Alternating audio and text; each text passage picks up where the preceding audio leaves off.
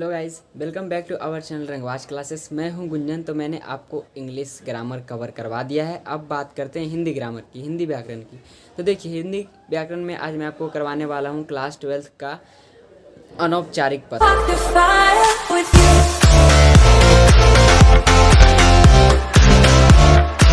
अनौपचारिक पत्र, तो आइए शुरू करते हैं।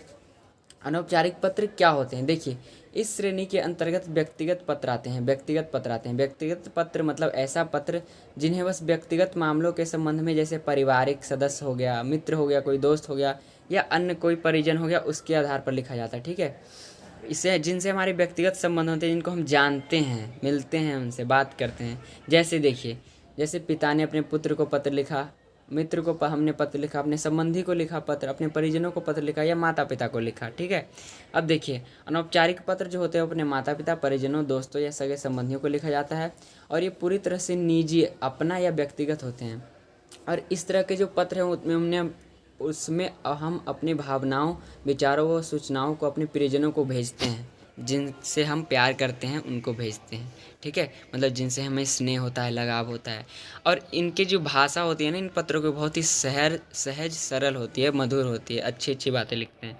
अब देखिए, अनौपचारिक पत्र अपने प्रियजनों का हालचाल पूछने, उन्हें निमंत्रण भेजने, इनवाइट करने मतलब धन्यवाद देने, या कोई इम्पोर्टेंट इन्फॉर्मेशन देना हो तब लिखते हैं। इसलिए ऐसे पत्रों में जो शब्दों की संख्या होती है वो लिखने वाले व्यक्ति की निर्भर करती है कि आप कितना बड़ा लिखना चाहते हैं। समय, शब्द सीमा इसमें ज़्यादा नहीं होता। ठीक है, अब देखिए, अनौपचारिक पत्र के प्रकार कितने प्रकार के होते हैं। देखिए, हर पत्र अलग अलग उससे लिखा जाता है, अलग अलग कारण से। पहला होता है निवेदन पत्र, हम किसी से निवेदन कर रहे हैं। दूसरा है अनुमति पत्र, किसी चीज़ की अनुमति मांग रहे हैं। तीसरा है निमंत्रण पत्र, किसी को हम किसी चीज़ के लिए इनवाइट कर रहे हैं। चौथा है बधाई पत्र, कॉन्ग्रेचुलेसन जिसको बोलते हैं। शुभकामना पत्र, शुभकामनाएं हम अपनी देते हैं। आभार प्रदर्शन पत्र, हम अपना आभार प्रकट करते हैं।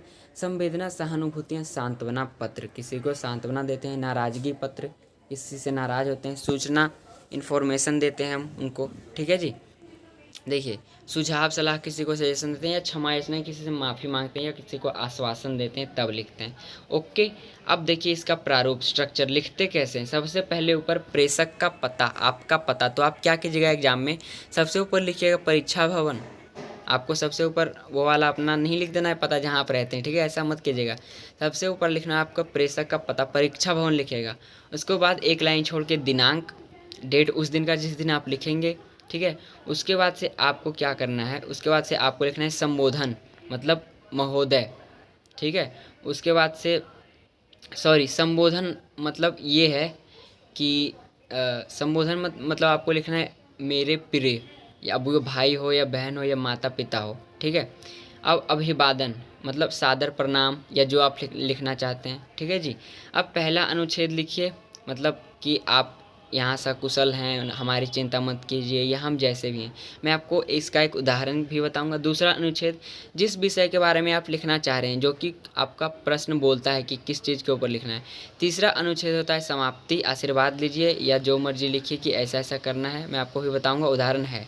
ओके, अब देखिए, प्रापक के साथ प्रेषक का संबंध मतलब आपको अपना जैसे नाम लिखना है कि तुम्हारा मित्र, और अपना नीचे नाम लिख देना है। अगर दिया रहेगा उसमें प्रश्न में तो वो वाला नाम, नहीं तो क ख ग। ओके, क ख ग लिखना है। अब देखिए, बात कर लेते हैं उदाहरण की। देखिए, उदाहरण क्या है, मित्र को अपनी बड़ी बहन की शादी में आमंत्रित करने के लिए पत्र लिखिए। आपकी बड़ी बहन की शादी है और आपका मित्र कहीं और है, तो आपको उसे आमंत्रित करना है। तो ये क्या है, निमंत्रण पत्र। तो देखिए यहाँ पे सबसे ऊपर क्या लिखा है, D 124 सुभाष नगर। आपको ये नहीं लिखना है, आपको लिखना है परीक्षा भवन गाजियाबाद साहिबाबाद। ठीक है, फिर उसके एक लाइन छोड़ के दिनांक, मतलब कि जिस दिन आप लिख रहे हैं उस दिन का दिनांक। अब यहाँ पे देखिए पहला अनुच्छेद क्या बोलता है, मैं यहाँ कुशल पूर्वक हूँ, मतलब मैं यहाँ ठीक हूँ। आशा करता हूँ कि तुम भी कुशल होगे, तुम भी ठीक होगे। अब देखिए यहाँ पे उसने जो भी लिखा है, मतलब जो लिखना चाहता था, जो बताना चाहता था, उसने लिखा है कि यह तुम्हें यह बताते हुए मुझे बहुत खुशी हो रही है कि मेरी बड़ी बहन की शादी इस डेट को निश्चित हुआ है। डेट भी आपको मेंशन करना है, दिनांक भी लिखना है, और आपको थोड़ा डिटेलिंग देनी है कि लड़के वाले दिल्ली में रहते हैं, परिवार जो है बहुत ही अच्छा है, लड़का ये काम करता है, इस पद पर है, और शादी कितने दिन तक चलेगी। ठीक है, फिर दूसरे अनुच्छेद में आ जाइए। फिर आपको ये भी लिखना है कि मतलब मुझे पता है कि तुम अपनी पढ़ाई में व्यस्त हो, किंतु मैं तुमसे अनुरोध करना चाहता हूँ कि इस खुशी के अवसर पर तुम अपने परिवार के साथ ज़रूर शादी में आओ, ठीक है। उसके बाद लिखना है कि मैं अपने सभी दोस्तों को शादी में आमंत्रित किया है, इसलिए तो अगर तुम आओगे तो मुझे और भी अच्छा लगेगा। हम लोग सारे दोस्त मिलकर बातें करेंगे, मस्ती करेंगे और इन्जॉय करेंगे। अब लास्ट में यानी अंतिम अनुच्छेद आती है। अब देखिए लिखा है, इसलिए तुम शादी समारोह में 2 दिन पहले ही अपने परिवार के साथ आ जाना और आने की सूचना मुझे अवश्य देना, ताकि मैं तुम्हें जहाँ से भी तुम आओ, रेलवे स्टेशन से, बस स्टेशन से, वहाँ तक मैं आ सकूँ तुम्हें लेने, ठीक है। फिर ये भी ज़रूर लिखना कि मुझे उम्मीद है कि तुम यहाँ ज़रूर आओगे और मुझे निराश नहीं करोगे, मैं तुम्हारा इंतज़ार करूँगा। फिर उसके नीचे आपको लिख देना है तुम्हारा प्रिय मित्र, और उसके नीचे अपना नाम, अगर प्रश्न में दिया हुआ है तो अपना नाम, और अगर नहीं दिया हुआ है तो क ख ग।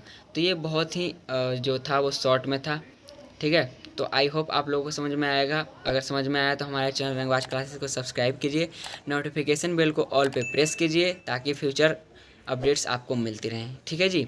और अगर आपको अच्छा लगा तो अपने दोस्त के साथ भी शेयर कीजिए, क्योंकि मुझे पता है आपकी परीक्षाएं नज़दीक आने वाली हैं, इसलिए मैंने आपको अनौपचारिक पत्र करवा दिया। इसके बाद मैं आपको करवाऊंगा औपचारिक पत्र। तो तब तक के लिए मिलते हैं फिर नेक्स्ट वीडियो में, तब तक के लिए बाय बाय।